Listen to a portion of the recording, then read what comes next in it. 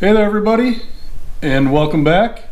Today we're going to talk about how to install these rear kickers on the Team Z through floor subframe connectors.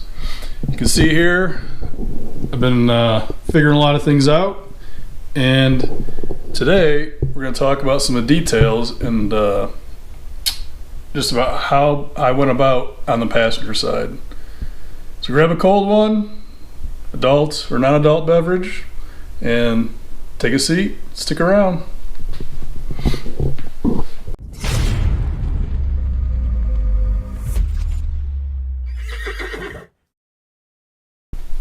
All right, welcome to my workspace. So just to give you a little rundown here, on the passenger side I've got the connector welded to the front subframe, and I've got, oh, it's bright. See, I got a good weld deep down in there up to the subframe, and then I was messing with just trying to kind of, I don't know, put a butter coat on it so that way the floor pan is actually sealed up and connected. And some spots it looks pretty good, and some spots it looks like bird crap. But what I learned, this sheet metal is not fun to be welding on, but you can see back here I've got the plate fully welded in, and if you remember from my update video, what I learned over there was, down here just to do big spot welds, and it doesn't come out looking super pretty, but I did have a couple spots where I did blow through again, but they were tiny this time, and so that's that.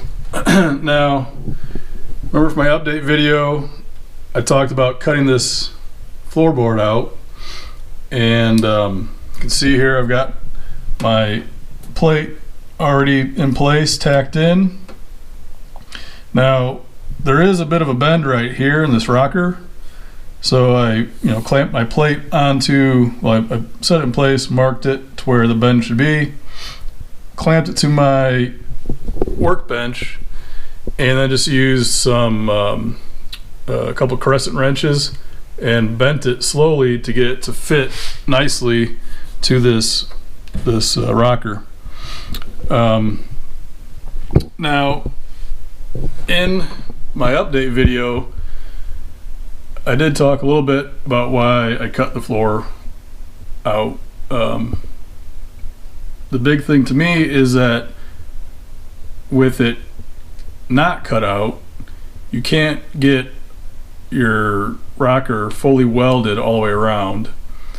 So that's one of the main reasons I cut it out. But also, like I mentioned in that previous video, in case I have to drop the whole cage down to weld the rockers and the at the main tube and the main hoop and the A-pillars. So in preparation for the possibility of having to drop the cage through the floor, I've gone ahead and removed the front seat cross member. You can remember we cut this out just in this section here. So this is a little word of warning to you. If you're planning on doing a cage, it might behoove you to just cut this section and then remove this whole piece, because if you're like me and you're not good at TIG welding in tight spaces, or you're not seasoned like some of the veterans out there, you might need to do the same thing.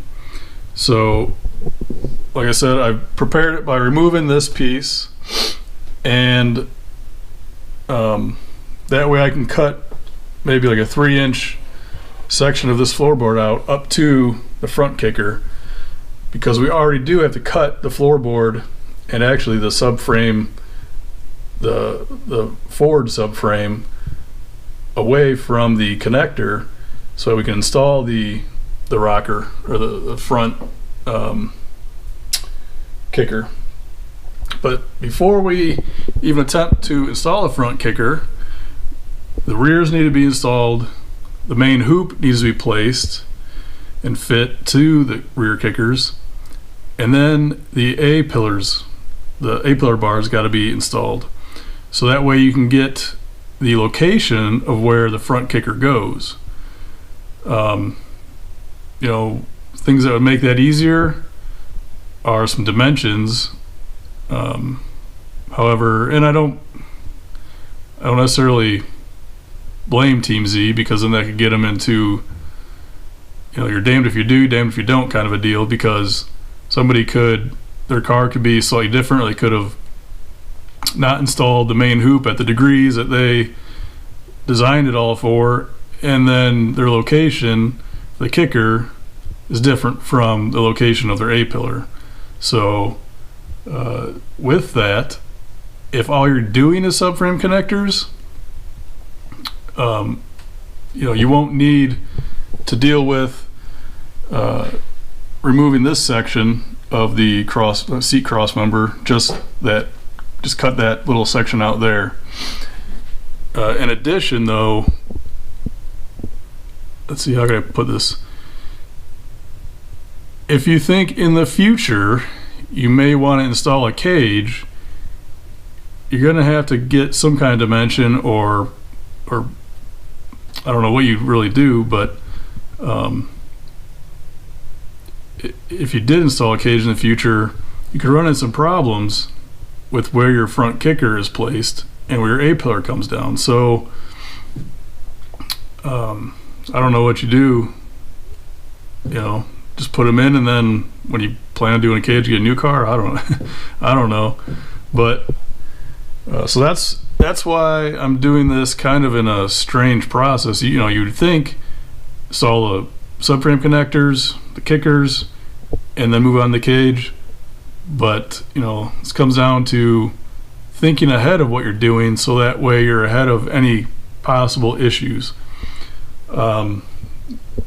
So that brings me back to this rear kicker. So we got our plate tacked in. I do have some marks on here. You can see I got a measurement of 43 7/8. Now where I got that from was, I was trying to find a location that is consistent on both sides, so that I can measure that side and get an idea of where the location on this side should be, so that they match up. Because remember, the main hoop attaches to the rear kicker. So what I found was that if you look here, your floorboard, you know, it has a seam right here, and that looks pretty consistent on both sides. So I did is, I tape measure here, and I just measured right to here, and I got on my already tacked in rear kicker, got 43 7/8 to the front tip. So I also checked it against this seat reinforcement plate here, and from here to here it's 9 inches both sides. So for some ideas, now that's just an idea of where to get some measurements.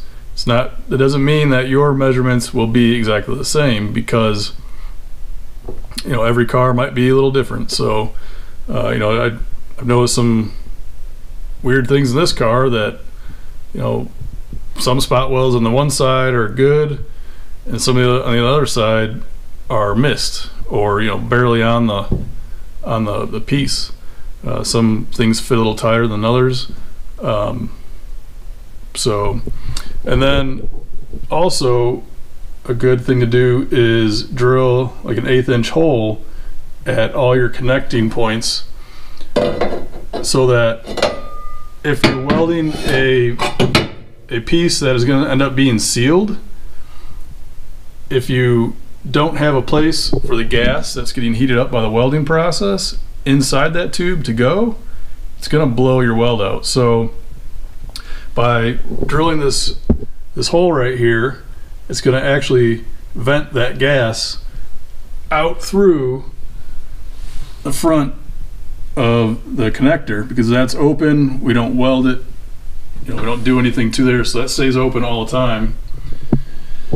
Now I'll show you my setup on how I figured out or how I maintain the angle and all that stuff.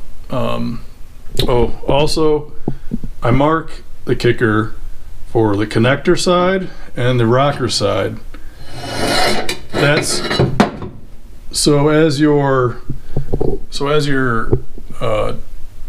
touching up the edges to get a good fitment, you don't get confused, you don't put it in the wrong way and then you think you got to make more, take more off, and then you go grind on it and then you put it back in, and then you realize that you grind on the wrong side, and now you have something really out of whack. So there's a couple key things to remember. Another thing to remember and good practice is that this connector kit is made from mild steel. So it's not cold rolled, it's hot rolled. It has a significant amount of scale on the steel. If you want a nice weld, you need to grind wherever you're going to weld. You grind that off to bare clean metal. You can see here, it's nice and shiny there, and then right next to it is dark gray. That's the mill scale. And if you don't take this mill scale off, you may not even be able to burn through it. It might just kind of connect, but you tap with a hammer and it falls right off. So you need to definitely clean that to bare bright metal. Same even with these plates, they had a slight amount of mill scale on them, not too bad, but definitely clean them up, get them nice and prepared, and then your welds will go smoother and look nicer. Alright, so I'm going to show you how I got this kicker set in place so I could tack it, and we'll do that right now. Alright, I got my kicker set in place, and you can see here all I did was use a couple of these clamps. By using this front kicker clamped to the connector, you'll maintain this rear kicker in the same plane as the connector. Main reason for doing that is just because if you did it any other way, it would be difficult to make sure that they're both sides are consistent. This is just an easier way to do it. Plus, when you go to weld it, since it's square tube, if you're off, you could have some funky looking stuff, and then you just have to, when you go to do your main hoop, when you go to install your main hoop, it would require you to finagle it pretty much, because each side is going to be different. You're not going to be able to do the same cut on the driver's side as you are on the passenger side. So by making sure everything's consistent, we know that, because remember we use our angle finder on the connector itself in order to make sure that both sides are within spec. Now, I don't know what the spec is per se. I've seen some videos where people have said within a half a degree is good enough, and I could see that. You're not going 100 foot, so half a degree shouldn't make that big a difference. Now the way I have these connectors installed, the driver's side is actually 1.7 degrees, and the passenger side here, if you can see that, it's 1.5. Now the car is actually sitting at like 0.6 or 0.7 degrees, so this number is a little off, or a little different. So you gotta figure that that lean of the car already. Now side to side it's 0. So we know we got 1.5 here. What I'm going to do is just put it on the kicker and make sure it still reads 1.5, which you can see that it does. And then also for my side to side, I want to make sure that that's good. And you can see it was, there we go. We are at, I don't know if you can see it, but it says 0.1. So now it's 0.2. Earlier when I had it set up, it was 0. But I mean, we're within 0.2 of a degree over the course of 4 or 5 foot. That's pretty dang accurate if you ask me. I don't think you're gonna notice it in any kind of way. The one thing that I found with this kit is that, and it's kind of, it's just kind of, I don't know, I can't say that it's anybody's fault, but it just kind of sucks because it requires you to do a little more than I think should be necessary. You can see what I'm talking about here. You can see that there's a gap between the rocker plate and the connector, or the kicker, when it's fully against the connector here. So if I want to get this rocker to actually touch the kicker to actually touch the rocker plate, I have to basically split the difference. So now I have a gap here on this side, but I'm touching here, and that's gonna be mirrored over here. You can't see it because the piece is in the way. I mean, you kind of see it. You can see that it's gapped away a little bit right there, but it's touching here. Now, to make that fit, I'm going to have to grind on the edges, or the miter cuts that are already there, and make it work. Now, I don't know, me, I'd rather have it be a little bit long, and then that way it covers everybody, and you just have to trim it. That's the way I would rather do it, but it is what it is. I don't know why that is. I mean, that's at least a 1/4 inch short on that. I don't know why. I can't imagine Ford's manufacturing practices would allow a 1/4 inch tolerance in between the bodies that they mass produce, you know. And there's no real way to get this connector to move side to side. Once it's in the subframe, it's pretty tight fit. It's really nice fit actually, because you know there's not a gap on each side, and it's not wiggling around as you're trying to figure everything out. So I don't know what happened there, but and you know, I haven't contacted Team Z about it, so take it for what it's worth. Your kit may or may not end up like that. You know, could I call them and complain? Yes. Or you know, but that stops progress, and I got to send pictures. You know, it could. I don't know. I haven't had to complain to them yet, so I don't know. They could, you know, argue back. Who knows? I'm not saying that they would or they will, but you know, every company's a little different when it comes to customer service. I haven't had really users yet. I did call and ask a couple of questions, and you know, I got some answers, and some of it was, you know, it depends, because every car is different. So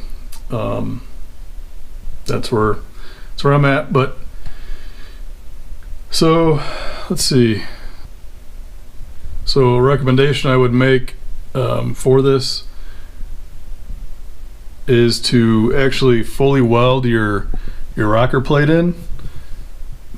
because it may change slightly. You know, it might, I don't know if it warped a whole lot, but I had fit the driver's side one up before with this, just this plate tacked in, and it was fit a little different when I after I fully welded the plate and went to go tack the rocker, or, sorry, the kicker in. So I would fully weld this plate in and then fit up your kicker and tack it in. Now the reason I'm tacking mine in is because again, in case I need to drop the whole thing down. If I need to do that, then it's a lot easier to just cut a couple tacks than it is to cut some big welds. So that's about it for right now. Plan on getting this tacked in and fitting up and working on fitting up the main tube, the main hoop, I'm sorry, and seeing how that goes. So, you know, keep your eyes open for a new video coming out soon, and if you like what I'm doing, like and subscribe. All right guys, take care.